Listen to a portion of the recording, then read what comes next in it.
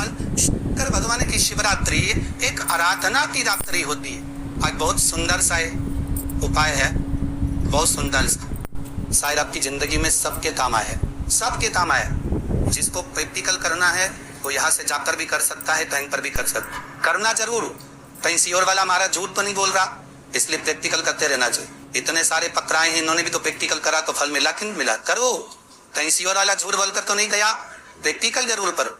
हमने पहले भी कथाओं में कहा, हर महीने शिवरात्रि आती है, प्रत्येक महीने शिवरात्रि पड़ती है, और प्रत्येक महीने की शिवरात्रि पर अगर आपसे बन सके, आप दुनिया में आकर आपके पास ने लोग कहे कि ये बहुत गरीब व्यक्ति है, बहुत साधारण व्यक्ति है, इसके पास धन नहीं है, वैभव नहीं है, सत्ता नहीं है, इसके पास खुद का मकान नहीं है, इसके पास खुद की प्रॉपर्टी नहीं है, इसके पास खुद की दुकान नहीं है, दूसरे क्या काम करता है, इसके पास कुछ भी नहीं है। हम उन सारों महीने शिवरात्रि आती है, 5 जगह पर चढ़ाई हुई बेलपत्र, आप एक वर्ष 12 शिवरात्रि का एक नियम ले लो, 5 जगह पर बेलपत्र समर्पित करना सीख जाओ। एक बेलपत्र, ये शिवलिंग, ये जलाधारी, बहुत ध्यान से देखना, ये चरण जहां से जल नीचे गिरता है, गणेश जी का स्थान, कार्तिकेय जी का स्थान, यह हस्तकमल, माता पार्वती जी का हस्तकमल, शिवलिंग, भगवान शंकर का स्थान। ऊपर से जो एक एक बूंद जल शिवलिंग के ऊपर गिर रहा है, शंकर भगवान की 5 बेटियां, जया, विषहरा, शामरी बारी, गौतली, देव। बीच में जो एक मोटी सी लाइन है वो शंकर भगवान की छोटी लड़की, क्या नाम है? अशोक सुंदरी। ये पूरे शिवलिंग का वर्णन है। 5 जगह पर बेलपत्र, 5 स्थान पर बेलपत्र, एक बेलपत्र अशोक सुंदरी वाली जगह पर डंडी का मून नीचे की ओर, दूसरी बेलपत्र माता पार्वती जी के हस्त कमल पर, ये 2 पत्ती जो होती है, इस पत्ती के 2 भाग शिवलिंग के बीच में हो। तीसरी बेलपत्र भगवान शंकर के शिवलिंग पर, डंडी का भाग आपके विपरीत दिशा में हो, विपरीत दिशा। चौथी बेलपत्र भगवान शंकर का जहां से जल बहकर जाता है, जमीन पर जो जल बहता है, जमीन पे से जो जल बहकर जाता है, चौथी बेलपत्र उस जमीन के जल पर जहां से वो पानी बहकर जा रहा, पूरे शिवलिंग को छोड़कर जहां से पानी जमीन पर बहकर जा रहा है उस स्थान पर। और 5वीं बेलपत्र नंदी का जो पांव ऊपर उठा हुआ है उस पांव के पास में 5वीं बेलपत्र समर्पित करना।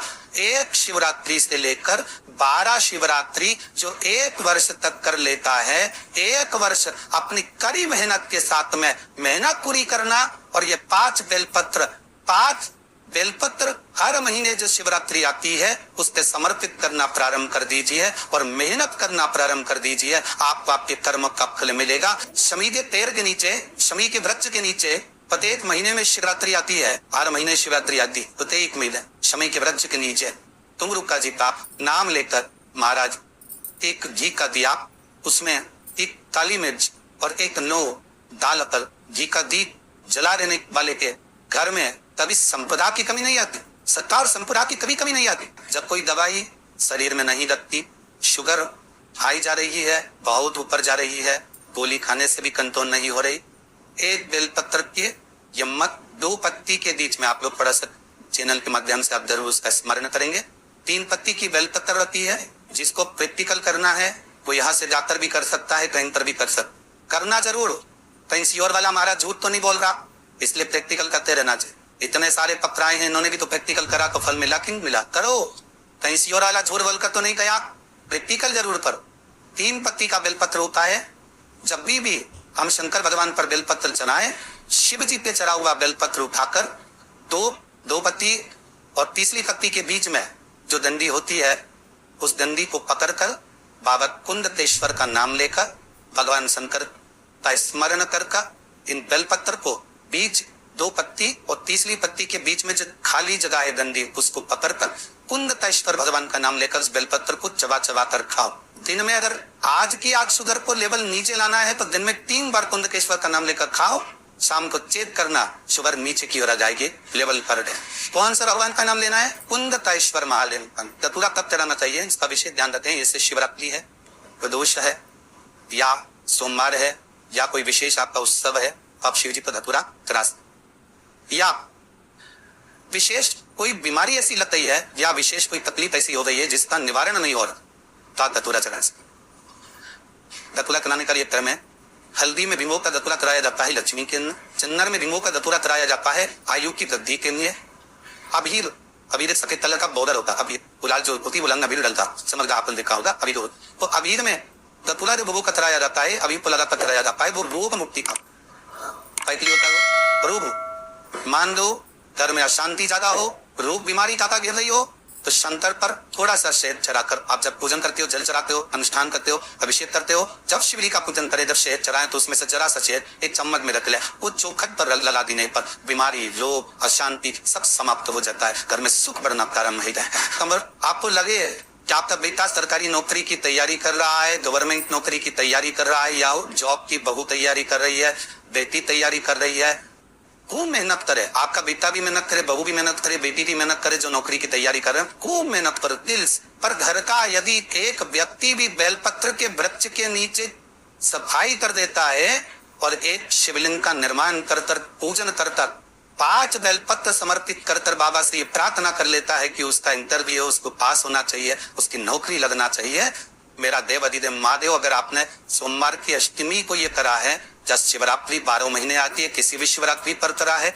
या सोमवार के दिन करा है, या प्रदोष के दिन करा है, तो उसका फल आपको मिलता जरूर है और उसकी जॉब लगती है। एक बेलपत्र के नीचे जो झाड़ू लगाई, बुआरी लगाई, सफाई करी, शिवलिंग का निर्माण करा, पूजन करी, आराधना करा, 5 बेलपत्र तो समर्पित करा, उस तर्जन। और ध्यान देने वाला विषय है, जिस नारी का रजो धर्म में अगर तकलीफें आती है, रजो धर्म से जुड़ी हुई जो प्रॉब्लम बढ़ जाती है, या गर्भाशय में, बच्चादानी में उसको लग रहा है कि कोई गांठ पड़ गई है, या गर्भाशय में कोई प्रॉब्लम आ गई है, रजो धर्म से जुड़ी हुई कोई परेशानी आ गई, उस समय पर दुर्वा, दुर्वा जानते हो, गणेश जी को चढ़ती है दुर्वा, दुर्वा अशोक सुंदरी वाली जगह पर समर्पित कर 5 दुर्वा सुबह के समय खाली पेट पीवरी का स्मरण कर उसको यदि खाया जा तो रजो धर्म से जुड़ी हुई जितनी दिक्कतें होती है वो सब समाप्त हो जाती है, गर्भाशय में गांठ नहीं देती। पीवरी के नामों का वर्णन बड़ा शास्त्र के अंतर्गत आया है, हमारा बड़ा सुंदर भाव। पितरों की कन्या पीवरी के साथ जो सुखदेव जी महाराज का मंगल विवाह हुआ था, ये पीवरी कोई साधारण नहीं, एक आनंद का विषय है पीवर, पितरों का एक वरदान है पीवर, पितरों का एक आशीर्वाद है पीवर। ये उनके लिए भी काम करती है पीवरी जिनका 2-4 महीने का बच्चा हुआ, आवर्षण हो गया, फिर 2-3 महीने का बच्चा हुआ, फिर गिर गया, फिर 2-4 महीने का बच्चा खेलता है, फिर गिर जाता है, उसके लिए पीवरी का नाम बड़ा काम आता है। बहुत बेलपत्र समर्पित कर वो बेलपत्र को पीवरी का स्मरण कर उस बेलपत्री को खा लिया जाए तो बच्चा फिर 2-4 महीने का गिरता नहीं है, बच्चा पूरा जन्म लेता है और विकलांग नहीं होता, अच्छा बच्चा जन्म लेता है। पीवरी के नाम का इतना बुरमा है। ये 2-3 जो नाम होते हैं पीवरी का, एक तुमरुका जी का, ये नाम ऐसे हैं जो हमारी जीवन को सुख प्रदान करते। जिसको चर्म रोग हो जाता है, सफेद चमड़ी जिसकी पड़ जाती है, या सोरासिस जैसी बीमारी भी हो जाए, या चर्म रोग किसी भी तरह का हो जाए, कोई खाज हो गई या चर्म रोग हो गए, गाय तब अपने बछड़े को दूध पिला रही हो और बछड़ा जब दूध पी रहा हो, दूध पीते पीते बछड़े के मुंह पर फेन आ जाता, फेम को चम्मच में निकल लीजिए। बछड़ा जब दूध पीता है उसके दोनों साइड फेन आ जाता, उस फेम को चम्मच में लेने और पीवरी माता का स्मरण कर सुखदेव जी महाराज की धर्म पत्नी पीवरी का नाम लेकर देवाधिदेव महादेव का स्मरण कर चर्म रोग वाली जगह पर उसको नगाओ, थोड़ी देर बैठो, उसके बाद आधे घंटे के बाद स्नान करो, 2-3 बार करोगे, चमड़ी अपने अस्थि रंग में आना प्रारंभ हो जाती है और चर्म रोग धीरे धीरे साफ। पीवरी विद्वत्ता का एक स्वरूप है। सुखदेव जी महाराज की धर्मपत्नी पीवरी का नाम कोई साधारण नाम है। शंकर की अगर कृपा हो गई, शिव का अनुमोदन हो गया, शंकर की दरुनाद हो गई, तो फिर कोई टुकर नहीं है। ये जो आप लोगों को जो घुटने का दर्द होता है, कमर का दर्द होता है, पीठ का दर्द होता है, कई भाई लोग माताएं कुर्सी पर बैठते हैं, क्यों बैठे? इनको बैठने का शौक नहीं है, परंतु इनको कहीं ना कहीं तकलीफ है, घुटने में, कमर में, पीठ में। कुछ मत करो। शिव महापुराण का विद्येश्वर संहिता का एक उपाय तो है, अगर डॉक्टर बोल रहा है कि घुटना बदलना पड़ेगा, वो भी मत बदला।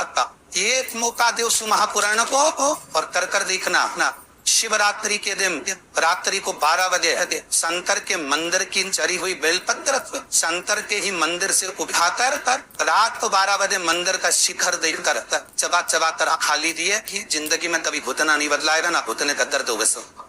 एक रत्ती का नहीं हो, एक रत्ती का उतने में कितना भी गेप पड़ गया हो उतना बदल ले, कभी अंदर बोल दिया है। शिवरात्रि के दिन रात्रि के 12 बजे शंकर के मंदिर की पड़ी हुई बेलपत्र को शंकर के मंदिर का शिखर देखकर कथवा चलाता, इसलिए हमारे साथ तथा शिखर दर्शनम सर्व पापनाशम। शंकर के मंदिर में अगर नहीं भी जा सकते, नारायण के मंदिर में अंदर जाना पड़ेगा, राम के मंदिर में अंदर जाना पड़ेगा, देवी के मंदिर में अंदर जाना पड़ेगा, और शंकर के मंदिर में अंदर भी नहीं जा सकते तो शिखर का दर्शन कर लेने पर भी परम सुख का